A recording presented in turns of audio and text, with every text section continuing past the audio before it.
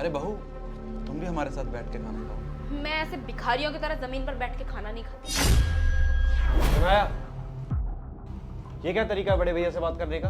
पापा ने कितना बोला था कि अगर तुम लोगों को किसी चीज की जरूरत है तो बोल दो, लेकिन नहीं, तुम सबको अपनी झूठी शान के लिए मना करना था। किस चीज की कमी महसूस हो रही है तुम्हें? खाने के लिए डाइनिंग टेबल तक नहीं है यहाँ। तो क्या तुम डाइनिंग टेबल के बिना खाना नहीं खा सकती? नहीं खा सकती, और कितना सहना पड़ेगा मुझे इस घर में। पापा वाज राइट, पछताऊंगी मैं शादी करके। देखो शनाया, अब तुम बात को ज्यादा बढ़ा रही हो। सॉरी बोलो भैया को। सॉरी। आप दोनों खाना खाइए, मैं उसे समझा के आती हूँ। मैं तुम्हें यहाँ कोई लेक्चर देने नहीं आई हूँ, बस इतना कहूँगी कि जितना इस घर को अपना समझोगी उतनी आसानी होगी। ओ प्लीज, मेरी सास बनने की कोशिश मत करो, और प्लीज जाओ यहाँ से। मैं मानती हूँ कि शुरुआत में काफ़ी मुश्किलें आती हैं, लेकिन अगर तुम कोशिश ही नहीं करोगी तो कैसे चलेगा? I am not interested, please get out from here. कम से कम अपनी लिमिट्स में तो रह ही सकती हो। लिमिट्स ना तुम जैसी जाहिल गवार औरतों पे सूट करती है, मुझ जैसी पढ़ी लिखी मॉडर्न लड़की पर नहीं। Poor and illiterate peoples. Oh hello, I am not an illiterate. Do you understand that? I'm a topper of Delhi University. English मुझे भी आती है, लेकिन मैं अपनी भाषा बोलने में ही कंफर्टेबल फील करती हूँ। Because I've not forgotten my custom, culture and values. और उससे भी ऊपर मैं ये नहीं भूली हूँ that I'm an Indian woman.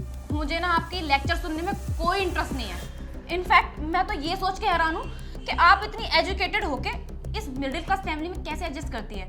आप मेरी तरह मॉडर्न बन के क्यों नहीं रह सकती? That's my choice. इंसान की सोच अपडेटेड होनी चाहिए, भले ही उसका पहनावा कैसा भी हो। इज्जत आज भी उन्हीं औरतों की होती है जिनमें शर्म और लाज हो। How dare you to comment on my character? Shanaya, मैं तुम्हें अपनी छोटी बहन मानती हूँ, और जिस दिन से तुम इस घर में आई हो उसी दिन से हम सबकी यही कोशिश रही है कि तुम्हें किसी चीज़ की कमी महसूस ना हो। बाकी तुम खुद समझदार हो।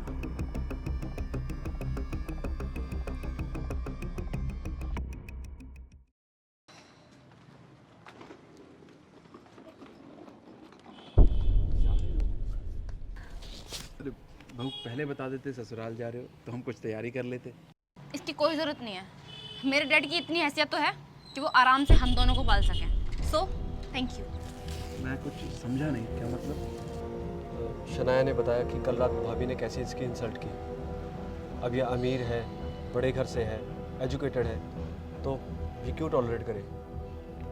तो इसीलिए शनाया ने फैसला किया कि इसके पापा के घर पे रहेंगे। पर मैंने तो देखो शनाया, तुम दोनों समझदार हो, पढ़े लिखे हो।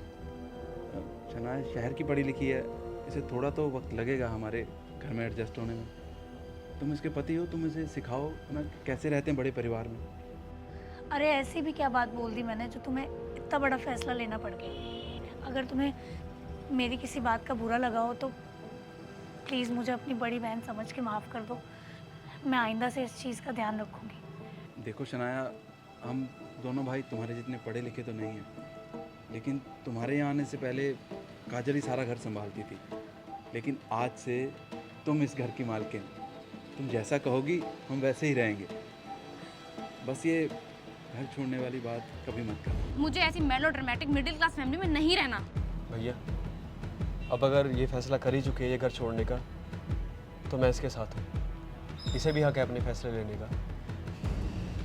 जाओ शनाया, अपने घर जाओ। जाओ? तुम भी तो मेरे साथ चल रहे हो। मैं? नहीं नहीं, मैं नहीं जा रहा। घर छोड़ने का फैसला तुम्हारा है, मेरा नहीं। ऐश आराम की ज़िंदगी तुम्हें चाहिए जो शायद हमारे इस मिडिल क्लास घर में नहीं मिल सकती। तुम अपने पापा के पास जाओ। तुम्हें कौन सा परिवार के प्यार की ज़रूरत है? Prag, I love you. मैं तुम्हें कैसे छोड़ सकती हूँ? I love you too, but I love my family more than you. प्यार से पति और पत्नी के बीच में नहीं होता, प्यार हर रिश्ते में होता है। मैं अपना घर छोड़ के नहीं जा सकता। अब तुम्हें परिवार का सुख नहीं चाहिए, इसमें मैं कुछ नहीं कर सकता। तुम जा सकती हो। नहीं Prag, I am so sorry. Please मुझे माफ़ कर दो, लेकिन प्लीज़ अपने आप से दूर मत करो मुझे। मैं खुद को चेंज करूँगी ना तुम्हारे लिए। आई एम सो सॉरी भाभी, सॉरी भैया, माफ़ कर दो प्लीज़ मुझे। अरे कर भी तो माफ़।